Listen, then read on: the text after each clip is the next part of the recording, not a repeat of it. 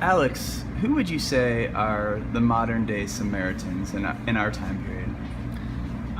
I think there's a lot of different ways to answer that question, but when I was thinking about it earlier, I think sort of, and maybe this isn't answering it the right way, because I think it's more a label than a person, but racists are the modern day Samaritans. I just preached a sermon on the Good Samaritan following the tragedy in Detroit, where instead of calling him a Samaritan... In Dallas?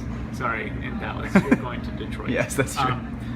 Where instead of calling the Good Samaritan a Samaritan, we called him a Jew hater, because that was sort of the sense that the Samaritans hated the Jews. And I think that when we talk about racists, we let ourselves off the hook a lot, because I think that is the thing about racism, is that it's not something where you can blame these, backwards people and their backwards views for the injustice that exists in the world. The injustice that exists in the world, our struggle isn't against flesh and blood, but powers and principalities, and that we all sort of participate in that.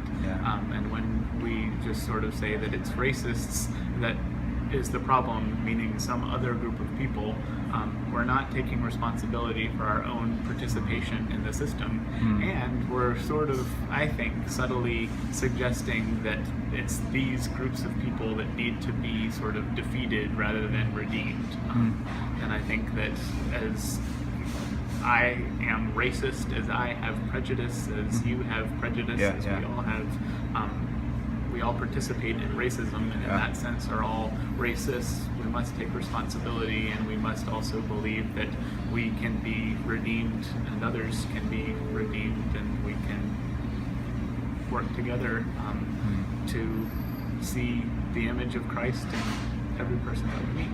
Yeah, so one of the things that I just said to another friend, we were talking about, this person happened to be very anti-Trump, but we were talking about how, so all of this stuff has come up, racially charged stuff that Marvin and I have known has been there all this time. And so in one level, we're grateful that it's been kind of lanced, it's out in the open, but no matter who wins this next election, we have a lot of work as Christians to find how are we going to act lovingly to people that are across the divide. And I think what you're saying is so it's hitting me in the gut, and in a really good way. So thanks for that. Yeah. Well, and I think that, yes, Trump, if you see what I post on Facebook, I do not when I think about my Samaritans, I'd probably be the Donald Trump supporter or Donald Trump, but I think Donald Trump is much more just sort of a symptom or a manifestation.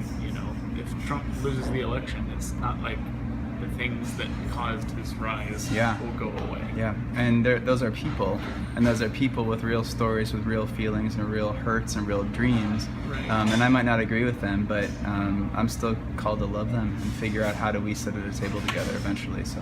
Yeah, and if we see ourselves and see others as all people who are wounded and people in need of love, that helps us to not demonize them, whether you're someone that tends to demonize Black Lives Matter, or whether you're someone that tends to, demonize Trump supporters. Yeah. Amen. It's a good word. Thanks, Alex.